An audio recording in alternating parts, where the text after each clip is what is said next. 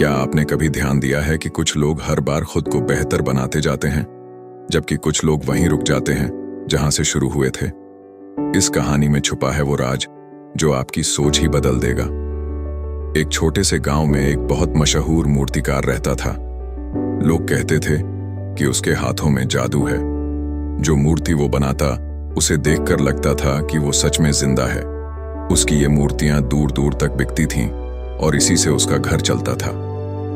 कुछ साल बाद उसका एक बेटा हुआ। बच्चा बड़ा हुआ तो उसने भी अपने पिता को मूर्तियां बनाते देखा और धीरे धीरे उसने भी खुद बनाना सीखना शुरू कर दिया। उसे भी ये कला बेहद पसंद आने लगी। शुरुआत में जब भी वो मूर्तियां बनाता, उसमें कई छोटी छोटी गलतियां होती थीं, लेकिन उसका पिता हर बार प्यार से समझाता, बहुत बढ़िया बनाया है बेटा, पर अगली बार ये छोटी कमी ठीक कर लेना।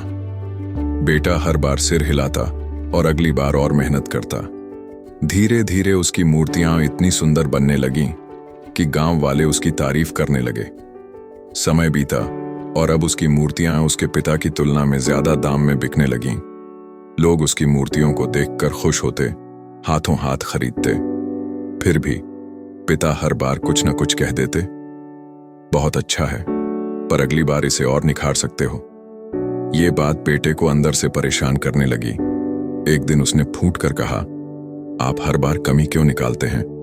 मेरी मूर्तियां तो आपकी से बेहतर बिक रही हैं। मुझे अब किसी की सलाह की जरूरत नहीं। पिता चुप रहे। उस दिन के बाद उन्होंने बेटे की मूर्तियों पर कोई टिप्पणी नहीं की। शुरुआत में बेटा बहुत खुश था। अब कोई उसे टोकता नहीं, कोई कमियां नहीं बताता। जो भी वो बनाता, उसे लगता था कि वो परफेक्ट है।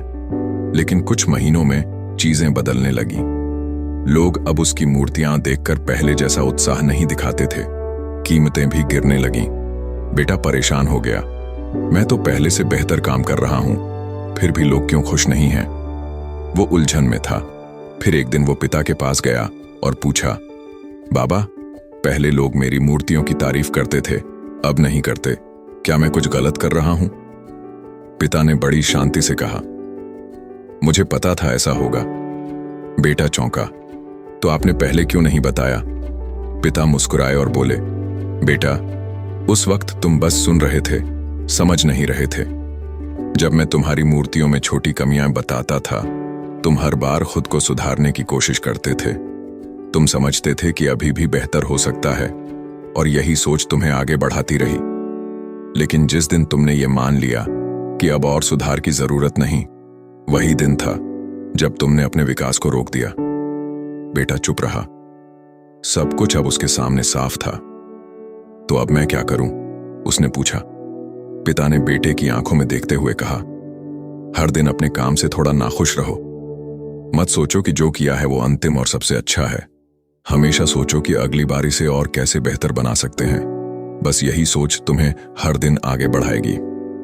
इस कहानी से ये 3 बातें। 1, खुद को कभी परफेक्ट मत समझो।